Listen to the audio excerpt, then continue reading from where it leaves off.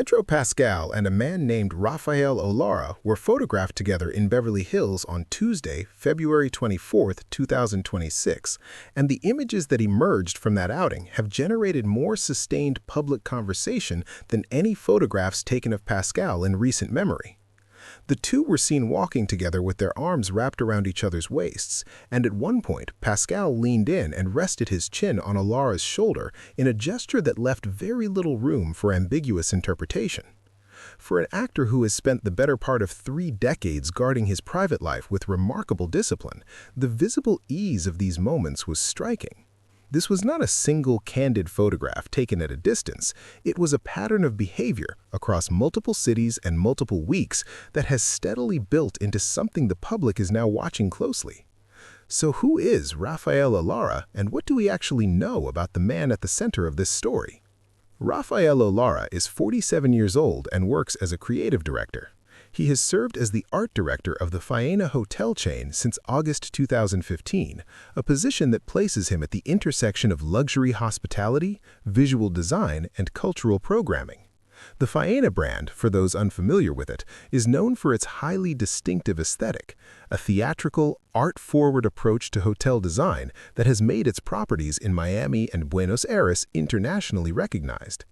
Olarra's work in that world requires both creative vision and an understanding of how to shape environments that feel singular and intentional. He is not a celebrity in any conventional sense, but he is a person with a serious professional identity and a career built on craft and aesthetic judgment. He and Pascal also share a cultural connection that is worth noting. Both men have roots in Chilean culture, a common thread that likely forms part of the foundation of whatever they have been building together over the past several weeks. But when exactly did this story begin? The timeline of Pascal and Olarra's public appearances stretches back further than this week's Beverly Hills photographs. On February 6th, the two were spotted in Manhattan's Lower East Side, photographed linking arms and walking together before sitting down for a meal. That sighting alone might have passed with relatively little attention, but the timing of what came next added considerably more fuel to the conversation. In the days immediately before Valentine's Day weekend, they were seen together again in New York City, this time sitting side by side at a screening of Wuthering Heights, the new film starring Jacob Elordi and Margot Robbie. Witnesses noted that the two were seen chatting closely throughout the film. When photographs from that evening began circulating, the speculation that had been simmering since early February moved into a different register entirely. And then came Beverly Hills. 3 separate public appearances across multiple weeks in 2 different cities with a visible and escalating level of physical comfort between the two men. What has either of them actually said in response to all of this attention? Neither Pascal nor Olarra has issued any public statement addressing the photographs or the speculation surrounding them. That silence is consistent with how Pascal has handled questions about his personal life throughout his career, which is to say he has not handled them at all in any direct sense. He has given hundreds of interviews over the years across a career that now spans 3 decades, and in virtually none of them has he discussed his romantic life in specific terms.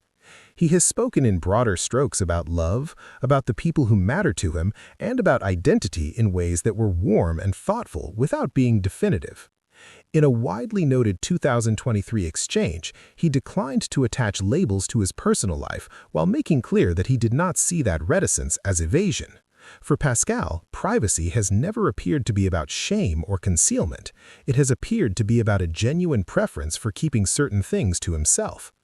So how has the public responded to this latest chapter in his personal story? The reaction across social media has been notably varied and, in many respects, telling.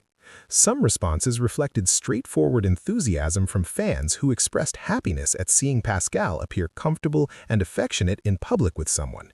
One comment that circulated widely read, "He must really be in love because he has never publicly walked around with someone like this, knowingly getting photographed."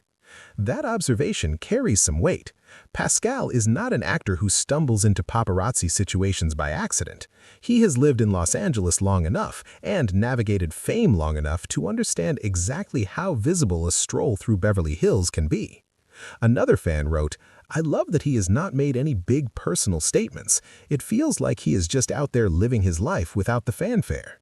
That response points to something real about how Pascal is perceived, as a person who moves through the world on his own terms without performing for anyone.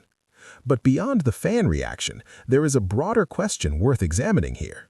What does this moment say about where American celebrity culture stands in 2026? Pedro Pascal occupies a genuinely unusual position in the current cultural landscape. He is 50 years old, Chilean-American, the son of political refugees, and has become one of the most beloved and in-demand actors working in film and television today. His fan base is vast and crosses demographic lines in ways that are uncommon. He is equally recognizable to someone who watched him play Oberyn Martell in Game of Thrones in 2014, to a younger viewer who followed The Mandalorian or The Last of Us, and to audiences who will see him in the upcoming Fantastic Four film for Marvel. That breadth of recognition means that whatever he does in his personal life lands in front of an enormous and diverse audience. And yet, the conversation around these photographs has been remarkably measured by the standards of celebrity coverage. There has been no demand for a press conference, no coordinated pressure for a statement, no tabloid outrage. What does that tell us about how things have changed? It tells us quite a bit.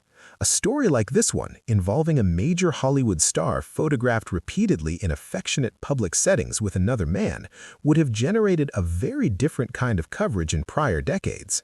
The fact that the dominant public response has been curiosity and warmth rather than scandal or controversy reflects a genuine shift in how American culture processes these moments. That shift has not been uniform or complete, and there are certainly pockets of social media where the reaction was less generous, but those voices were not the dominant ones. For men who have watched American public life evolve over the past 40 or 50 years, the contrast is real and measurable. What Pascal is doing, simply existing publicly with someone he appears to care about, is the same thing anyone does. The difference is that for much of the last century, a public figure doing exactly that would have faced consequences that no longer carry the same force they once did. Rafael Olarra, for his part, has remained entirely silent publicly. His professional life continues, his work with the Faena hotel brand proceeds, and he has given no indication through any public channel that he intends to address the photographs or the coverage they have generated. Whether that silence is coordinated with Pascal's or simply reflects his own private nature is not known. What is known is that two men, one of them among the most recognizable actors on the planet, have been seen together across multiple cities over the course of several weeks with a level of physical ease and openness that speaks for itself. Whether they ever choose to put words to what those photographs show remains entirely their decision. And based on everything Pedro Pascal has demonstrated over 30 years in the public eye, that decision will be made on his timeline, in his own way, and with the same quiet confidence that has defined every other aspect of how he has chosen to live his life.